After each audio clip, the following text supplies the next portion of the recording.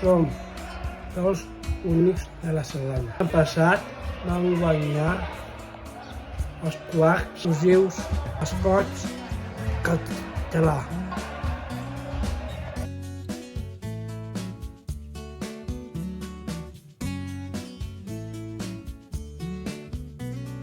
Amb aquest premi vam poder participar als Jocs Especials Olímpics de Granollers. Moltes gràcies. Hem publicat aquest conte on expliquem la nostra història.